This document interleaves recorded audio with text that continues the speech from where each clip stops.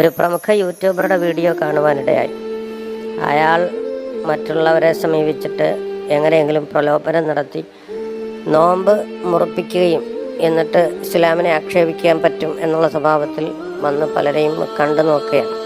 അങ്ങനെ ഈ മുസ്ലിം സ്ത്രീയുടെ അടുക്കൽ വന്നു, നിങ്ങൾ മുസ്ലിമാണോ എന്ന് ചോദിക്കുന്നു. ആണെന്ന് പറയുന്നു. നോമ്പ് മുറിക്കാൻ വേണ്ടി വെള്ളം എടുത്ത് കൊടുക്കുന്നു.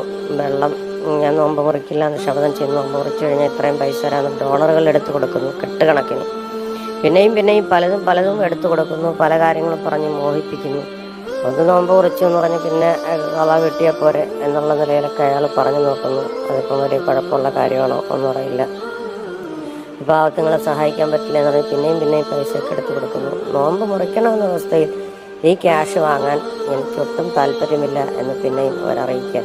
പിന്നെ ഐഫോൺ എടുത്ത് കൊടുക്കുന്നു. വില പിടിച്ചിട്ടുള്ള മറ്റു വസ്തുക്കൾ കൊടുത്ത് പ്രലോഭനം നടത്തി എങ്ങനെയെങ്കിലും നോമ്പ് മുറിപ്പിച്ചു കഴിഞ്ഞാൽ നിങ്ങൾക്ക് ഇതെല്ലാം കിട്ടും എന്ന് പറയാം. നോമ്പ് മുറിച്ച് കഴിഞ്ഞാൽ അല്ലാതെ ഒന്നും കിട്ടത്തില്ല.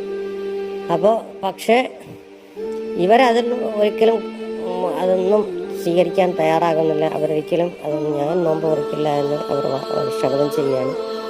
അവസാനം ഇതിപ്പോൾ അവരൊക്കെ ഇസ്ലാം പുൽകുന്നത് തീർച്ചയായിട്ടും നമ്മൾ ചിന്തിക്കേണ്ട കാര്യമാണ്. ഇസ്ലാം പുൽകുന്നത് അവർ പഠിച്ച് മനസ്സിലാക്കിയിട്ടാണ്. വെസ്റ്റേൺ കൺട്രീസിലൊക്കെ ഇസ്ലാമിലേക്ക് ആളുകൾ പൂർണ്ണമായിട്ട് കണ്ടിട്ട് എന്ന് അതിലുള്ള സന്തോഷവും സമാധാനവും അവർ കണ്ട് മനസ്സിലാക്കിയിട്ടാണ്.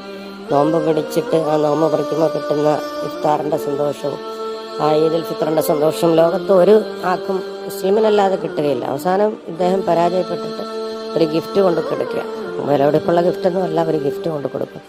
പക്ഷേ ആ ഗിഫ്റ്റ് കൊണ്ട് കൊടുത്തപ്പോൾ അവർക്ക് സന്തോഷമായി. കാരണം ഒരു മുസല്ലയാണ്, നിസ്കരിക്കാൻ പറ്റുന്ന ഒരു മുസല്ല വളരെ നല്ല കാര്യമാണല്ലോ. അങ്ങനെ അത് സ്വീകരിക്കുന്നു. പിന്നെ അതുപോലെ തന്നെ ആ മുസല്ല സ്വീകരിച്ചിട്ട് അവർ പിന്നീട് എന്തോ ഉണ്ടെന്ന് പറയുന്നു. അത് എടുത്ത് നോക്കുന്നു. അപ്പോൾ സ്കാർഫോ മറ്റോ ആണ് മുഖത്തിടുന്ന. അതൊക്കെ വലിയ സ്വീകാര്യമായി.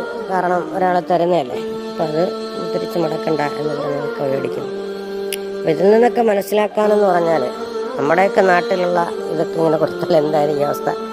എനിക്ക് തോന്നുന്നു ഏകദേശം ആളുകളൊക്കെ ഈ ഒരു ഇതിൽ അവരാദ്യമേ പൈസ മേടിച്ചുകൊണ്ട് പോകുമെന്ന് തോന്നുന്നു. കാരണം അവസാനം വേറൊന്നും കിട്ടുന്നൊന്നുമില്ല, ഇതിത്രേ കിട്ടുന്നുള്ളൂ.